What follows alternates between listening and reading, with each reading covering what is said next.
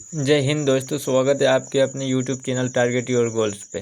जैसा कि आप लोगों का अर्धवार्षिक परीक्षा होने जा रहा है 1 अक्टूबर से क्लास 9 का, तो उसके लिए हमने कुछ साइंस का मतलब इम्पोर्टेंट MCQ क्वेश्चन लेकर के आए हुए हैं। ठीक है, तो चलिए स्टार्ट करते हैं। सबसे पहले क्वेश्चन है, इस विश्व की प्रत्येक वस्तु जिस सामग्री से बनी होती है उसे क्या कहते हैं? तो उसे हम पदार्थ कहते हैं। क्या कहते हैं? पदार्थ कहते हैं। यानी कि इस दुनिया में जितने भी वस्तु देखते हैं, है ना, सारे चीज़ों को जिस चीज़ से बना होता है उसे हम क्या कहते हैं?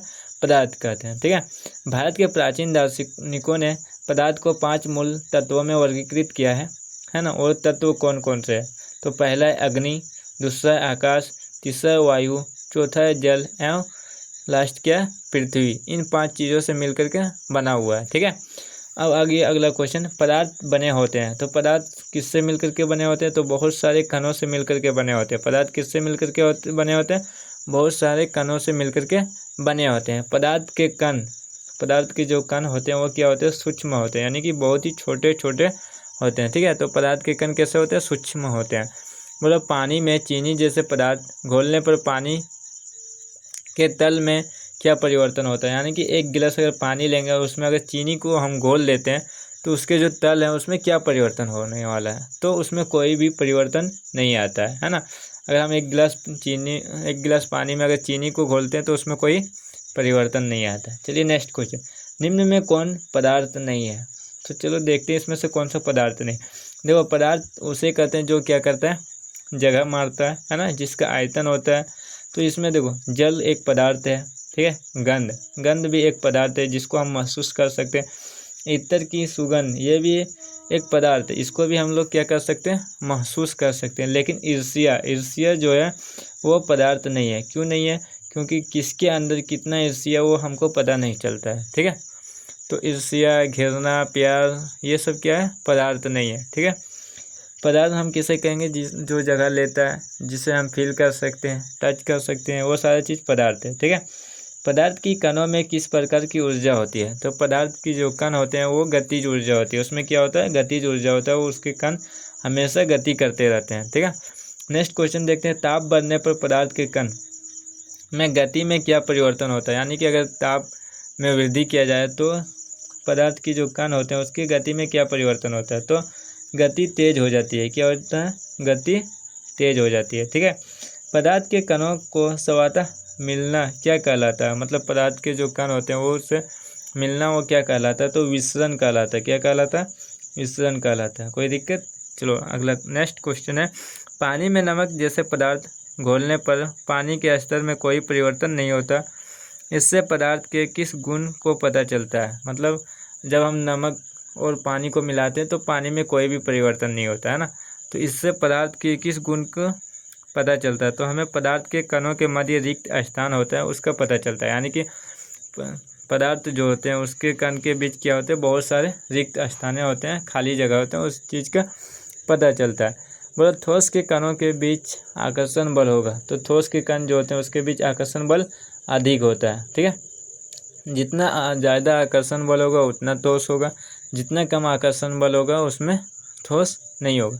जैसे कि गैस में सबसे कम आकर्षण बल होते हैं। ठीक है, यानी कि गैस के कणों के बीच बहुत ही कम आकर्षण बल होते हैं।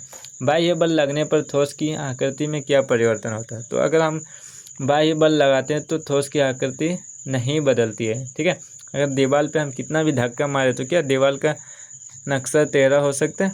नहीं। तो इसी तरह हम बाहरी बल लगाने से ठोस की आकृति में कोई प्रभाव नहीं होता है। द्रव का आकार अनिश्चित होता है और आयतन निश्चित होता है। यानी कि द्रव जो होता है उसका आकार अनिश्चित होता है, पानी का कोई भी आकार नहीं होता है ना। इसी तरह से कोई भी द्रव पदार्थ का कोई भी आकार नहीं होता है, लेकिन उसका जो आयतन होता है वो निश्चित होता है। अगर हमको 1 लीटर द्रव चाहिए, है ना, जैसे पानी चाहिए 1 लीटर, तो उसका आयतन 1 लीटर है, लेकिन उसका कोई भी मतलब आकार नहीं है। उसको जिधर डालेंगे उसी तरह से वो बह जाएगा। ठीक है, इसलिए द्रव का कोई आकार नहीं होता, लेकिन आयतन निश्चित होता है। गैसों की अवस्था में कणों की गति कैसी होती है?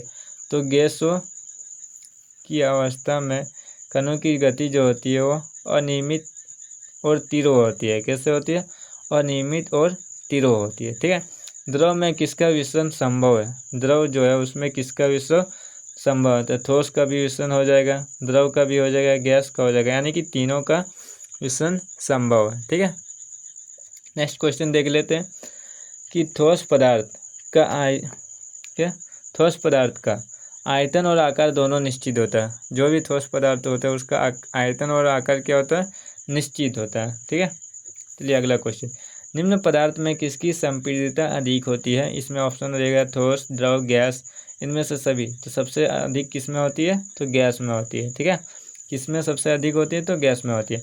किन पदार्थों के कणों के मध्य रिक्त स्थान अधिक होता है? तो पहले भी बता चुके हैं कि गैस जो होता है उसके कण जो होते हैं उसके बीच रिक्त स्थान यानी कि खाली जगह बहुत ही अधिक होता है, जिसके लिए हम लोग क्या होते हैं, वायु में आराम से चल लेते हैं ना।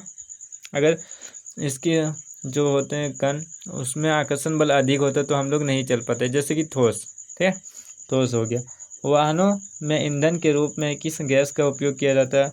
तो CNG का उपयोग करते हैं। किस गैस का उपयोग करते हैं? तो CNG का उपयोग करते हैं। कोई दिक्कत मतलब गैस के कणों के बीच आकर्षण बल द्रव के कणों की अपेक्षा क्या होगी?